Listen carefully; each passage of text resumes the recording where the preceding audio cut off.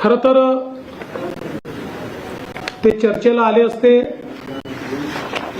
तर काही गोष्टींवर चर्चा झाली असती, काही विचार विनिमय झाला असता, पण त्याऐवजी त्यांनी 6 पानाचं एक पत्र आम्हाला दिलं. एक गोष्ट चांगली आहे की मागच्या वेळी पत्रावर सह्या नाहीत अशी टीका झाल्यामुळे यावेळी पत्रावर सह्या दिसत आहेत.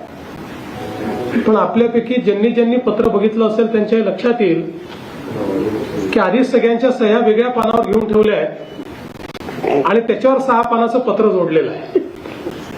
त्याच्यामुळे हरकत नाही, पण किमान म्हणजे काहीतरी आमचे विरोधक लक्षात घेत आहेत, ही अतिशय चांगली गोष्ट आहे. आणि आपण जर बघितलं तर हा जो काही सह्यांचा जो काही एका कागदावर त्या ठिकाणी हाताने व्यक्त क्रमांक लिहिलेला आपल्याला पाहायला मिळतं, त्यातून लक्षात येतं की ते वेगळं जोडलेलं आहे. आपण जर हे पत्र बघितलं, मला थोडी शंका आली म्हणून मी जरा चेक केलं तर माझ्या लक्षात आलं की हे पत्र देखील ChatGPTने तयार केलं आहे. याचा उपयोग करून म्हणजे पत्र हे तयार करण्याकरता आता विषय राहिले नाहीत, कल्पकता राहिली नाही किंवा प्रश्नांचं आकलन जे आहे ते आकलन राहिलेलं नाही. त्यामुळे एआयचा उपयोग करून, पण मला या गोष्टीचा आनंद आहे की किमान टेक्नॉलॉजीचा उपयोग हे विरोधक करायला लागलेले आहेत. ही चांगली गोष्ट आहे. आपल्यापैकी प्रत्येकालाच तंत्रज्ञानाचा उपयोग केला पाहिजे.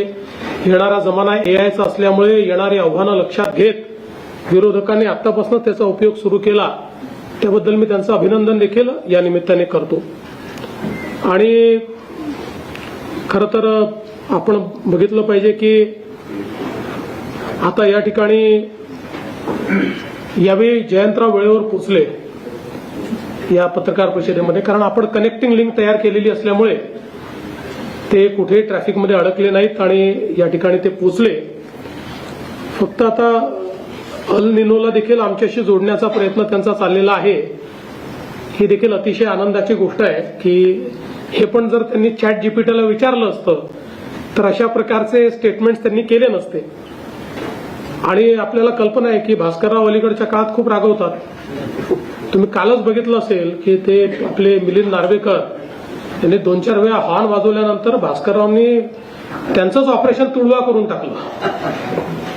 तर हरकत काही नाही.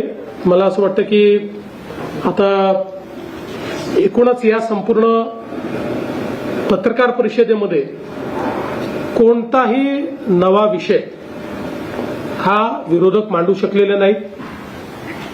त्यांच्या पत्रातही म्हणजे एक तर पॅरेग्राफ असा आहे की मी तुम्हाला 2023 पासूनच्या प्रत्येक पत्रामध्ये तो पॅरेग्राफ तुम्हाला दाखवू शकतो.